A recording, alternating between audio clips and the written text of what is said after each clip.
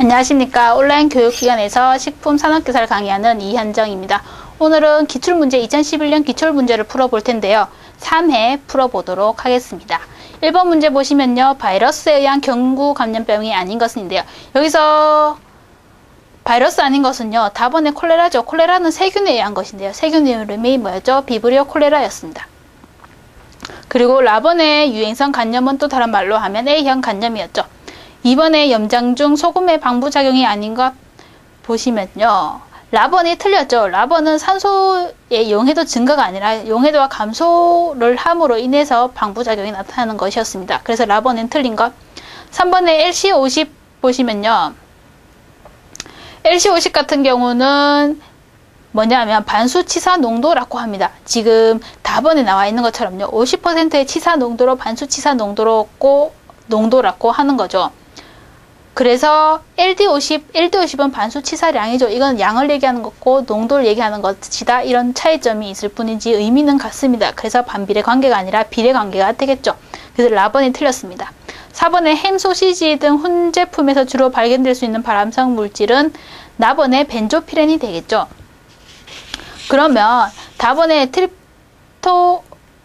트립토피1이라고 되어 있는데요. 얘는 뭐냐 하면 트립토판을 가열을 함으로써 생기는 발암 물질을 얘기하는 겁니다. 변이 원성도 강하고 발암성이 강한 물질인데요. 그럼 트립토판을 가열한다는 것은 뭐 태운 고기나 물고기를 얘기를 하는 것이거든요. 그래서 보기 나와 있는 햄이나 소세지와는 상관이 없는 것이고요. 그 다음에 에틸렌이네요. 트리클로로에틸렌 같은 경우는요. 공업 용지로 주로 사용하는 물질입니다. 급성 독성 물질이고요. 발암성을 가지고 있는 물질입니다. 5번에 클로스트리디움 속이네요. 클로스트리디움 펄프리제네스 같은 경우는 이거 웰치균 식중독의 이름이었죠. 옳은 것은 뭐냐면 라번이 옳습니다. 그럼 틀린 것은 우리나라에서는 발생이 보고된 바가 있죠. 웰치균도요. 그 다음에 보통 식용유에서 주로 관련을 하고요. 그 다음에 병독성이 강하고 적은 균수로도 식중독 이야기하는 게 아니라 식중독균 자체가 많은 균수가 있어야지 식중독이 생기게 되겠죠. 6번에 아플라톡신. 틀린 것은요. 아플라톡신 같은 경우는요. 열에 굉장히 강한 독소였죠. 그래서 270에서 280도씨 이상을 가열해야 파괴가 됩니다. 그래서 답안이 틀린 답입니다. 7번에 식품오염에 문제가 되는 방사선 물질. 지금 가나다는 전부 다 방사선 물질 많은데요. 라번의 12C, 그러니까 12번인 탄소를 얘기하는 것이죠. 라번은 상관이 없습니다. 8번의 와르파린인데요. 와르파린 하면 우리 쥐를 생각해야죠. 쥐를 구제할 때 사용하는 것이 와르파린이었습니다. 9번의 여과법, 침강법, 체분별법 이런 거 전부 다 이물 검사를 하는 것이었죠. 그래서 답은 답원이죠. 10번에 겨울철 우리나라 식중독의 주요 원인이라고 얘기하면 보통 노로바이러스를 얘기하는 겁니다. 그 라번의 노로바이러스가 되겠죠. 그럼 가번은 뭐냐면 스타필로코커스 아우레우스는 뭐였죠? 포도상균 식중독이었고요. 라번의 살모넬라 엔테리티디스 같은 경우는 살모넬라 식중독을 얘기하는 것이었습니다. 11번 보기 같은 경우는요. 혈액증강제를 얘기하는 것이죠. 시너지스트라고 하는 혈액증강제. 혈액증강제에 뭐가 있었죠? 유기산이거나 아니면 축합인산염류라고 얘기하는데요. 보통 시험에는 유기산류가 많이 나옵니다. 그럼 보기 중에 유기산을 찾아보시면요. 나번의 시트릭 애시드가 되겠죠. 그럼 가번의 BHT 같은 경우는요. 산화방지제죠. 지용성에 사용하는 산화방지제. 라번의 아스콜빅 애시드는 수용성 산화방지제. 그 다음에 답번은 몰시작산 프로필의 영어 이름이 되겠죠. 12번을 보시면요. 이렇게 실험하는 것을 세균 발육 양성으로 한다라고 하는 것인데요. 이 실험을 뭐라고 하냐 하면 우리가 가온 보존 시험이라고 얘기를 하는 겁니다. 온도를 가해서 우리가 어느 정도 보존을 해가지고 이 안에 세균이 있나 없나라고 보는 시험이 되겠죠. 13번에 부패한 사과가 혼합된 원료, 우리 부패한 사과에서 검출될 수 있는 독소 성분은요. 파툴린입니다. 그럼 가번의 아플라톡신은요. 곡류나 두류 뭐 이런 땅콩에서 주로 나올 수 있는 것. 답번의 시트린은 황변미였죠. 라번의 에로톡신은 맥각 중독이 되겠습니다. 14번 틀린 것입니다. 우리 생균수 측정하는데요. 우리 만약에 밥 한 그릇을 가지고 실험을 한다고 했을 때 밥 한 그릇을 모두 실험 검체로 사용하지 않거든요. 그 중에 일부를 채취를 해서 사용하게 됩니다. 그래서 틀린 것으로 보시면 검체 중에 모든 생균수를 의미하지는 않죠. 다음으로 15번에 보시면요. 헤모글로빈 합성 저해에 의해 빈혈, 안면, 창백, 연령 이런 것들은 전부 다 납에 의한 문제였죠.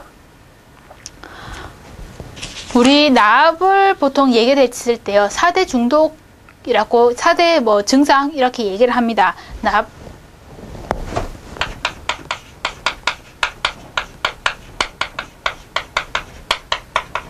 이라고 보통 얘기를 하는 게 뭐가 있냐면 앞에 보기에 나온 것처럼 빈혈이나 혈관 수축으로 인한 것으로 피부 창백이 있고요.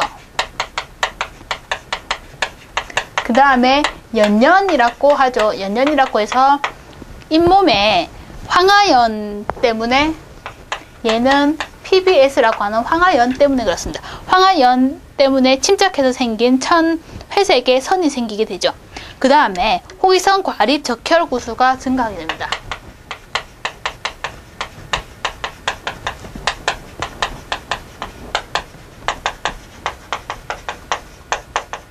호기성 과립 적혈 구수가 증가되고요. 그 다음에 소변 중에 코프로콜피린이라고 하는 성분이 검출이 되게 되죠.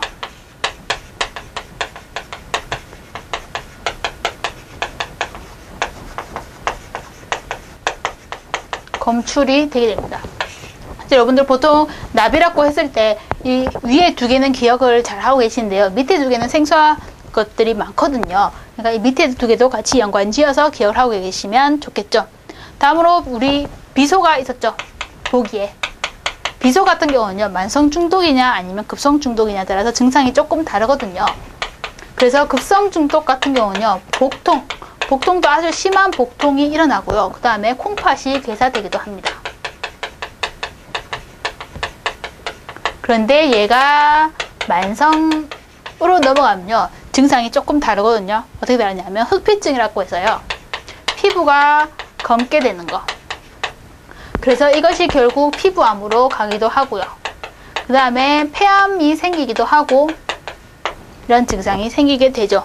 우리 수은 같은 경우는요. 여러분들 수은이랑 카드뮴 같은 경우는 잘 기억을 하고 계시죠. 수은 같은 경우는 무슨 병이었죠? 얘는 미나마타병이었죠. 얘는 시험 단골 손님이잖아요. 그 다음에 카드뮴도 시험 단골 손님이죠. 카드뮴 같은 경우는 뭐였죠? 얘는 이타이 병이었죠. 이타이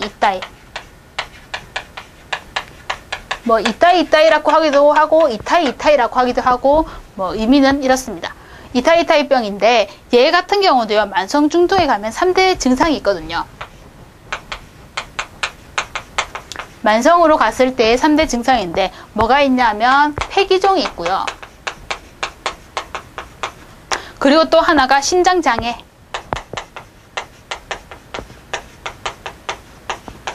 그리고 또 하나가 단백뇨. 그래서 여러분 이거 3개도 같이 연관해서 기억을 하시는 것이 좋겠습니다.